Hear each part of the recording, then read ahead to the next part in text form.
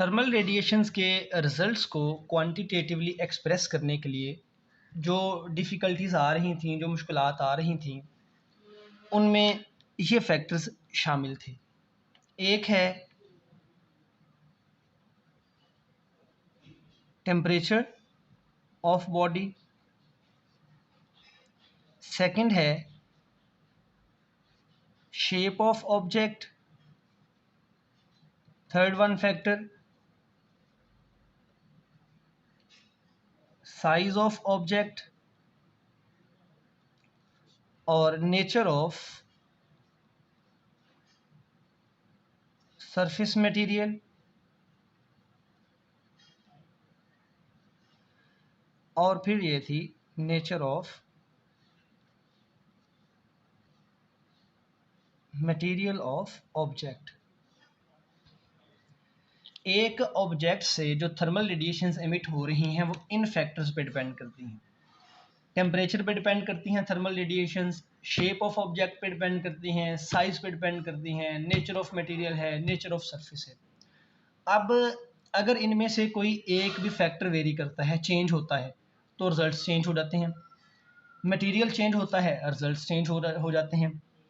तो हम जो साइंटिस्ट थे वो इस बात में कामयाब नहीं हो रहे थे कि वो किस तरह से एक क्वांटिटेटिवली एक लॉ की सूरत में, एक इक्वेशन की सूरत में रिजल्ट्स को लिख सकें जो तमाम मटेरियल्स के लिए वैलिड हों, उनके irrespective of their shape, nature and size. तो इन मुश्किलात को ओवरकम करने के लिए, इन मुश्किलात को हल करने के लिए साइंटिस्ट कोशिशें करते रहे।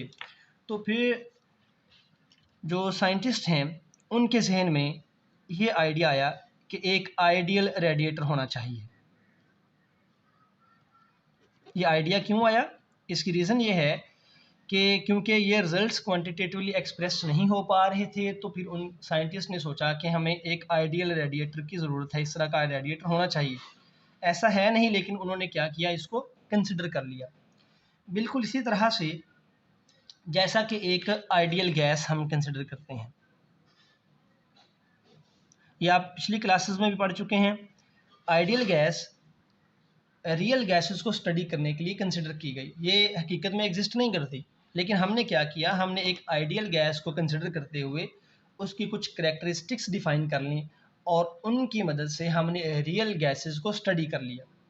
बिल्कुल इसी तरह से एक आइडियल रेडिएटर का आइडिया आया और आइडियल रेडिएटर के बारे में ये सपोज किया गया कि ये एक ऐसा रेडिएटर है जिससे एमिट होने वाली रेडिएशंस इन फैक्टर्स पे डिपेंड नहीं करती। रेडिएशंस सिर्फ डिपेंड करनी चाहिए टेम्परेचर पे, क्योंकि थर्मल रेडिएशंस हैं तो सिर्फ टेम्परेचर के लिहाज से इनकी करैक्टरिस्टिक्स होनी चाहिए, बाकी फैक्टर्स उनको अफेक्ट नहीं करने चाहिए।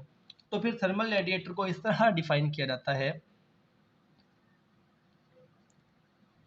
अ रेडिएटर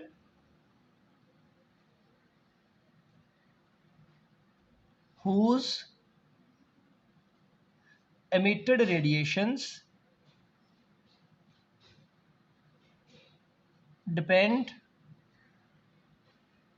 only upon temperature। एक ऐसा रेडिएटर है जिससे एमिट होने वाली रेडिएशन सिर्फ टेम्परेचर पे डिपेंड कर रही हैं। और इसके बारे में फर्दर हम ये भी लिख लेते हैं, it emits and absorbs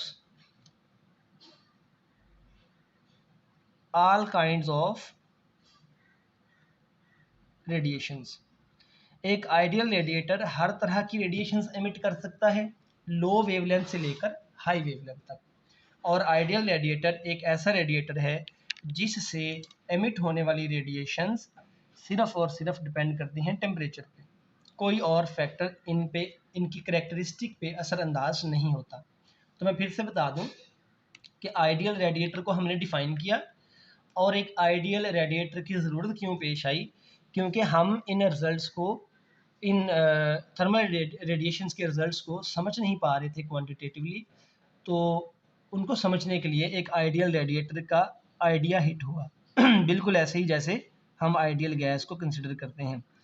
ideal gas हमें गैसेस के बिहेवियर को स्टडी करने में मदद देती है आइडियल रेडिएटर हमें थर्मल रेडिएशंस को स्टडी करने में मदद देता है।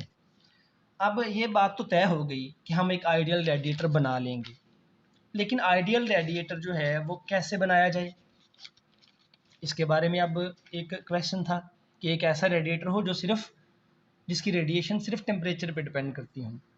तो आइडियल रेडिएटर बनाने के लिए एक साइंटिस्ट था जिसने हमें कैविटी का आइडिया पेश किया कि एक सॉलिड ऑब्जेक्ट में कैविटी बना के उससे रेडिएशंस हासिल कर सकते हैं। सो हम अब इस पे बात करते हैं। तो अब हम ये बात कर लेते हैं कि थर्मल रेडिएशंस के लिए एक कैविटी बनाने की ज़रूरत क्यों पेश आई। जैसा कि हम इससे पहले ज़िक्र कर चुके हैं कि हमें एक आइडियल रेडिएटर की ज़रूरत है ताकि हम थर्मल रेडिएशंस की प्रॉपर्टीज़ को स्टडी कर सकें। और आइडियल रेडिएटर बनाने के लिए एक साइंटिस्ट था जिसका नाम है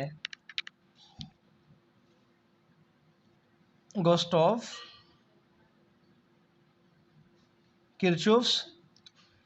गुस्ताव किर्चॉफ्स ने ये आइडिया पेश किया कि आइडियल रेडिएटर बनाने के लिए एक सॉलिड ऑब्जेक्ट लें, उस सॉलिड ऑब्जेक्ट के अंदर एक कैविटी बना दें और कैविटी बनाने के बाद एक स्मॉल होल ड्रिल कर दें जिसमें से रेडिएशंस कैविटी से बाहर आ सकें।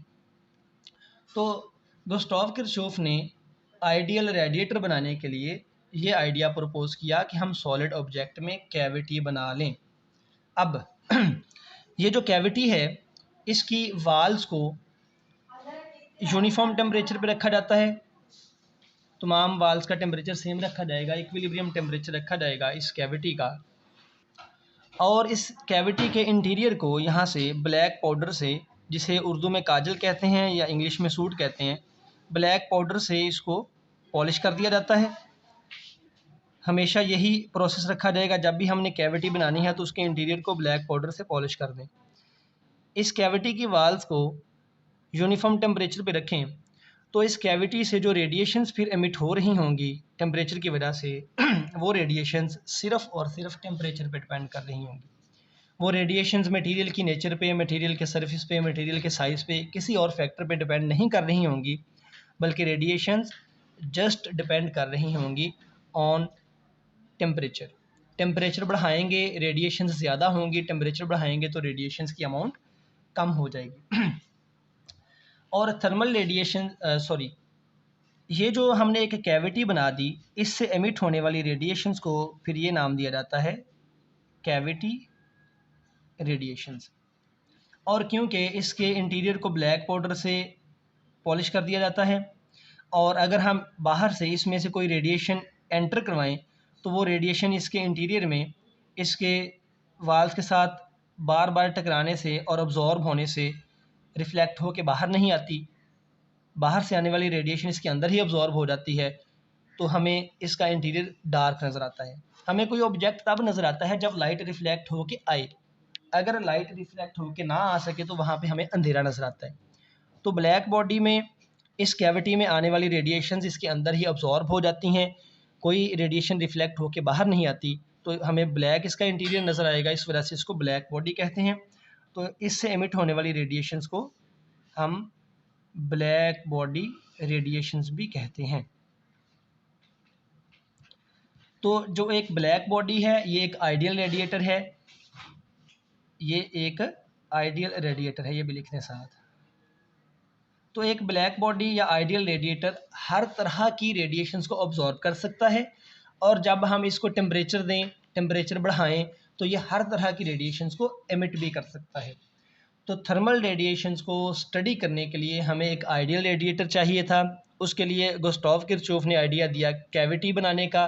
तो इससे एमिट होने वाली रेडिएशंस को कैविटी रेडिएशंस या ब्लैक बॉडी रेडिएशंस कहते हैं और इनकी मदद से फिर हमने थर्मल रेडिएशंस को स्टडी किया और हमें एक्यूरेट रिजल्ट्स हासिल हुए और रिजल्ट्स को क्वांटिटेटिवली भी एक्सप्लेन किया जा सका इन कैविटी रेडिएशंस की मदद से, और यही फिर आगे क्वांटम मैकेनिक्स की बुनियाद भी बने।